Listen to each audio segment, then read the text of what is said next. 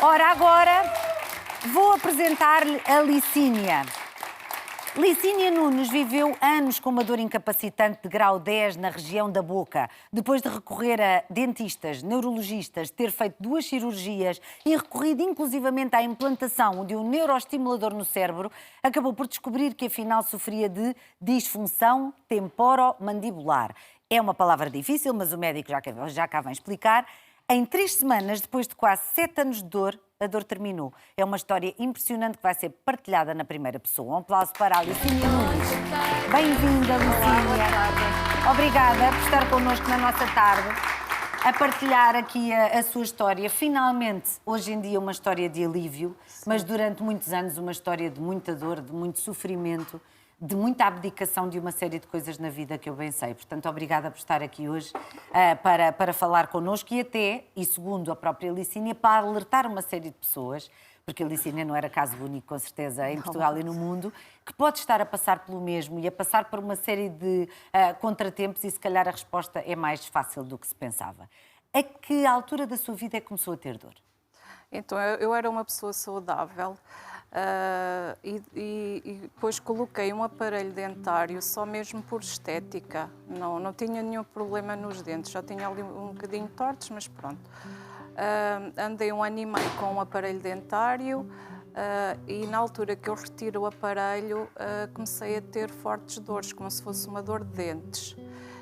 Tanto na zona do maxilar do lado direito, doía-me sempre bastante e se eu colocasse e fizesse pressão junto ao ouvido no maxilar, sentia que deslocava.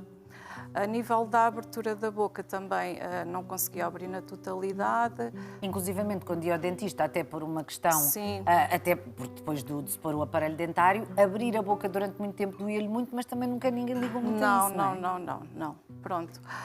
Começava com essas queixas, mas pronto, o médico o dentista não me adiantava rigorosamente nada. Depois extraí 2 dentes, porque como era associada à dor de dentes, calculava-se que fosse dos dentes. Também não ficou a situação resolvida. Depois fui para a neurologia, em que depois foi a medicação a nível de antidepressivos. Portanto, já falámos de dentistas, já falámos de neurologista. Sim. E o que é que o neurologista lhe dizia? O que é que o neurologista dizia? Diagnosticou-me nevralgia do trigémeo. Ok. Pronto, eu acabava por fazer a medicação e até alterava a medicação, mas sempre sem solução. Era uma dor constante que eu tinha. Depois, como já tinha a medicação tão elevada, recorreu-se a fazer radiofrequência. Certo. Também sem solução. Ai, meu Deus. Sim, foi terrível. Depois, em último caso, só havia a colocação do neuroestimulador. E isso é o quê? Põe-se no cérebro diretamente, Sim, não é? faz uma ligaçãozinha. Eu tenho aqui uma caixinha como se fosse um pacemaker, Ok. que faz a ligação até ao cérebro e eu depois tenho um telefone que posso controlar a intensidade. Puxa, e na verdade, só para as pessoas, porque há pessoas que nunca ouviram falar sobre isto na vida, não é? Através do telemóvel, numa aplicação, pode ajudar a controlar a sua própria dor? Sim, sim. Mas isso não resolveu também. Não. Aquilo tem uma intensidade de 0 a 25 e eu em 2 semanas atingi ao limite máximo. Ou seja, de 0 a 10, que é normalmente a escala que se utiliza, não é? A Licínia tinha dor 10. Tinha. E viveu 24 horas por dia com dor 10. Sim, sempre. Mas espera, antes de continuarmos este périplo de médicos, como é que vivia? Como é que era a sua vida? Porque tem filhos, não é? Sim, tenho um filho. Era muito difícil porque eu não tinha motivação Nem capacidade, nem não é? capacidade na escola de o acompanhar. Claro. Tão lindo.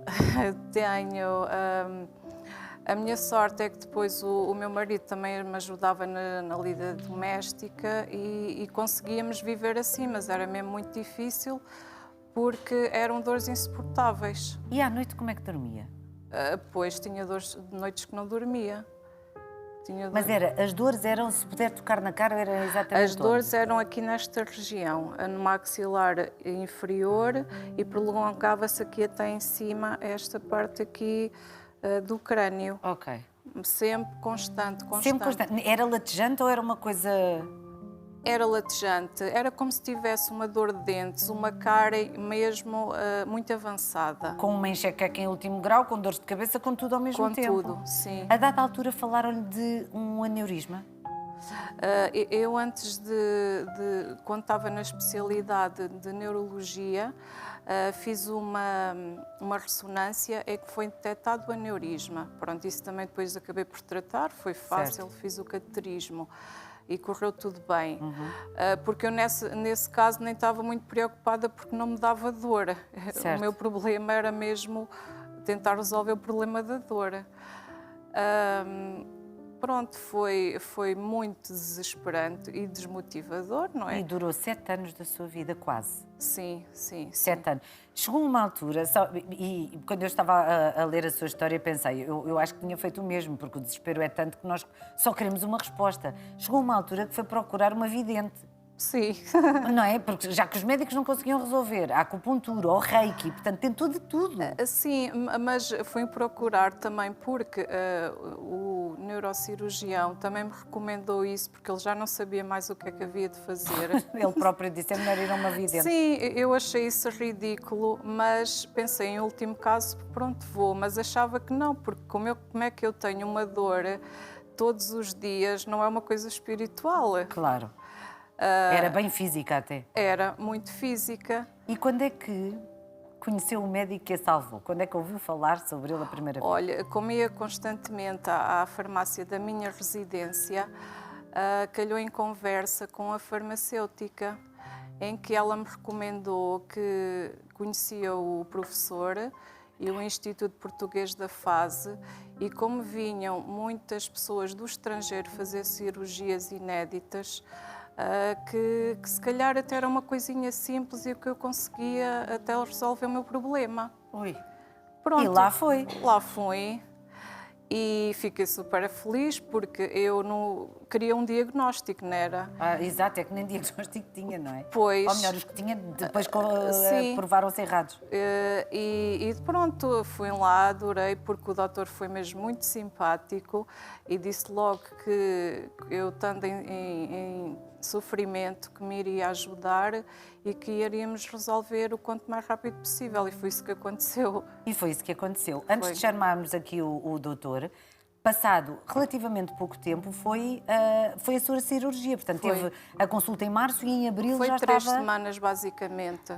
Foi. Foi E mesmo eu muito sei rápido. que isso é que é extraordinário.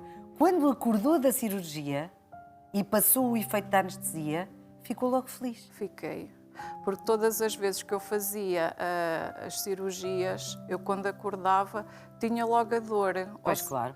Pronto, eu ali, quando acordei e não tive a dor, fiquei super feliz porque realmente sentia que estava o problema resolvido. Ora bem. Então vamos juntar à nossa conversa o Dr. David Ângelo, é médico cirurgião, acabou por descobrir a verdadeira causa das dores da Licínia e depois foi tudo muito mais simples, mas o que aparentemente é simples exige, pelos vistos, muito estudo. Portanto, vamos chamar aqui o doutor. Muito obrigada. Força. Bem-vindo. Faça a favor, doutor. Muito obrigada por se juntar a nós na nossa conversa e parabéns. Acredito que esse sorriso extraordinário que tenha se deva não só à Licínia, mas a tantos e tantos casos que, felizmente, já teve a possibilidade de curar e de ajudar, não é? É verdade, é verdade. Antes de mais, obrigado pelo convite.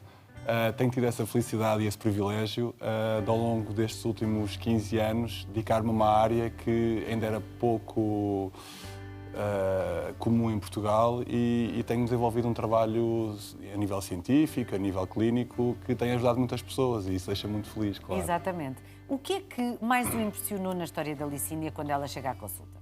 Olha, o que mais me impressionou, sinceramente, foi a resiliência da Licínia, porque eu tento sempre pôr-me na pele também dos doentes e realmente é impossível não ficarmos sensíveis ao percurso que a Licínia teve, não é? Ter uma dor incapacitante durante tantos anos e, além disso tudo, está sempre disposta a procurar uma solução e ter procurado nos mais diversos locais uma solução para o seu problema e nunca ter desistido. Mas não é estranho, ao final de 7 aanos, ninguém nunca lhe ter passado pela cabeça qual seria o verdadeiro motivo das dores? É estranho e não é. Sabe que, às vezes, na área de medicina... É um diagnóstico difícil. O diagnóstico é difícil, mas não é só isso. Às vezes, damos um rótulo aos doentes. Ok.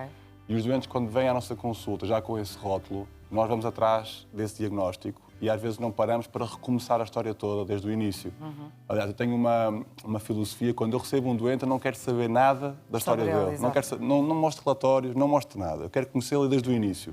E começo tudo de zero. E tentando fazer isso, às vezes torna-se mais fácil para mim, porque já não sou sugestionado com o diagnóstico de determinado médico ou determinado procedimento. E isso foi, na minha opinião, um dos fatores-chave para conseguir realmente fazer um diagnóstico um bocadinho diferente e fora da caixa, porque não fui sugestionado por nada. E como é que foi a intervenção cirúrgica?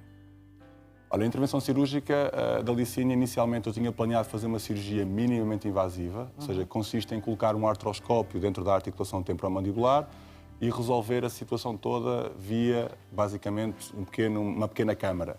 Mas depois vi que realmente tinha um processo inflamatório já muito avançado. Já tinha discutido com a Licínia que poderia haver a necessidade de converter a cirurgia numa cirurgia aberta e foi isso que aconteceu. Era uma articulação já muito complexa, com uma patologia já muito avançada. Depois tive de abrir a articulação mesmo, que não costumo fazer isso, mas no caso ela foi necessário. E tive depois de basicamente remover todo aquele tecido inflamatório, reposicionar o menisco articular, que é uma estrutura que temos aqui, como se fosse uma pequena gelatina que está no meio dos ossos, reposicioná-la na posição certa e voltar a dar aqui, basicamente, saúde à articulação da Licínia. E depois a verdade é que depois de passar, obviamente, o pós-operatório e aquelas coisas todas, a Licínia hoje em dia tem uma vida perfeitamente normal. Verdade, é fantástico. Sim. Ou seja, quando saiu do Instituto da Face, já saiu bem? Já não tinha dor. Tinha, pronto, eram os efeitos ainda da cirurgia, mas Claro. a dor que eu tinha já não tinha. E eu sei que há de ser muito difícil explicar por palavras o alívio que sentiu. E ainda hoje eu olho para si e felizmente tenho a sorte na minha profissão de conversar com muitas pessoas, com vidas muito diferentes, com momentos de vida também eles muito diferentes. E eu olho para si e vejo uma mulher que o sofrimento ainda está aí presente. Ou seja, eu sei que já não sofre, que está muito aliviada, mas sofreu muito. As suas próprias feições são de alguém que está marcada por anos que foram mesmo muito difíceis para si. Eu sei que sentiu que abdicou de muita coisa na sua vida por causa daquela maldita dor, não é? Sim. Mas quando finalmente percebe que ela se tinha ido embora, e muito provavelmente para sempre, o que é que aconteceu à sua vida? É quase uma primavera-verão. Depois tive que me adaptar a viver sem a dor. Pois, imagino. Imagino. Que também não foi fácil. Como assim? É como, por exemplo, estar numa sala cheia de barulho e de repente estar no silêncio. Exato. Tive que me adaptar, mas agora já está a correr melhor. Pois, acredito que sim. Sim. Eu sei que trabalhava por conta própria, que foi uma coisa ótima, não é? Sim. Na área do mobiliário e, portanto, isso é que também lhe deu a liberdade suficiente para poder ir fazendo todos estes tratamentos ao longo do tempo. Conseguia gerir o meu tempo e, pronto, nos dias que eu estava pior, isso não conseguia ir trabalhar, sim. Claro. Doutor David, que tipo de casos lhes chegam às mãos?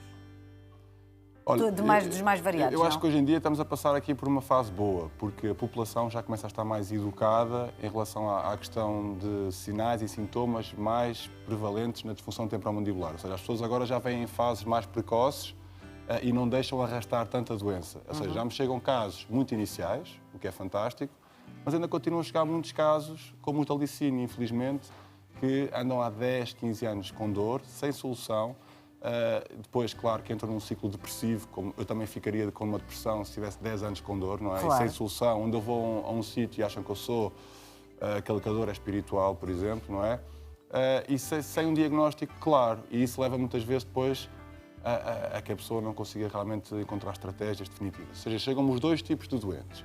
Nos casos mais iniciais, conseguimos realmente com técnicas minimamente invasivas resolver a situação. Em casos que já são mais avançados, precisamos muitas vezes recorrer à intervenção cirúrgica. E depois isto é uma outra coisa.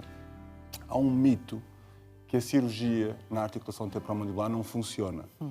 Está aqui a prova de que funciona, e depois que a recuperação é muito complicada, que ficamos com cicatrizes na cara, etc. Então as pessoas ouvem isto e fogem da cirurgia, quando na verdade hoje em dia a cirurgia é uma cirurgia segura, que tem validade científica. Não tem cicatriz nenhuma. Nós, em Portugal, somos o único sítio no mundo que utilizamos uma técnica cirúrgica que foi desenvolvida por nós, que não tem cicatriz, é uma cicatriz invisível. Se quiser procurar a cicatriz, lança o desafio, não vai encontrar. Não vale a pena, eu que não vejo nada.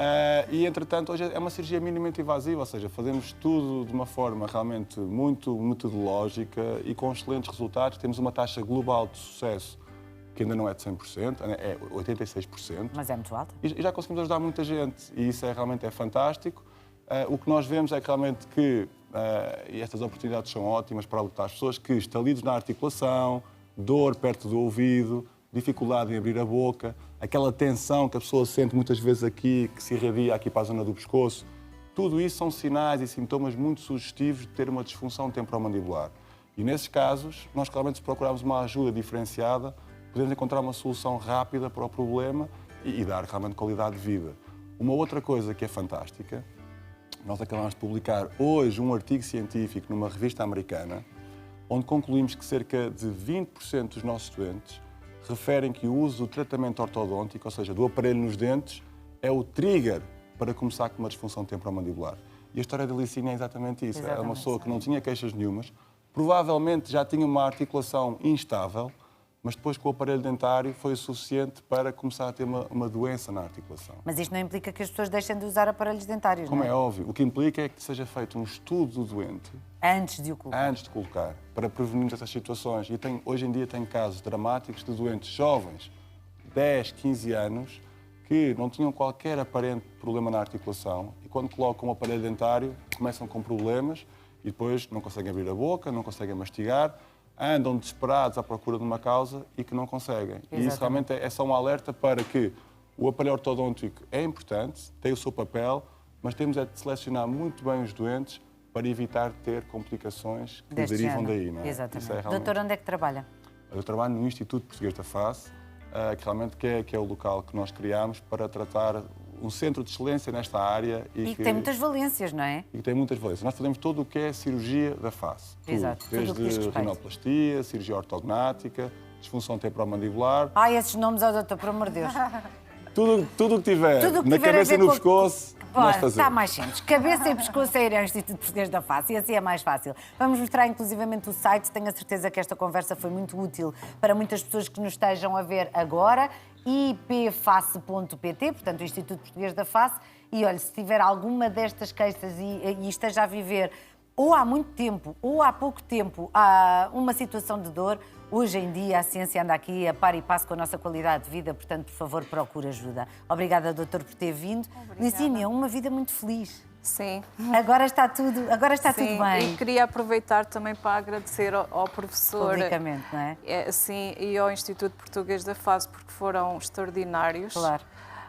E pronto, a todos os meus amigos e a família que me acompanharam nesta terrível fase da minha vida. Exato, que já passou, graças Sim, a Deus. sim. Muito obrigada. Obrigada. uma vez mais, um Boa grande tarde. aplauso. Obrigada. Ora, a altura agora para irmos à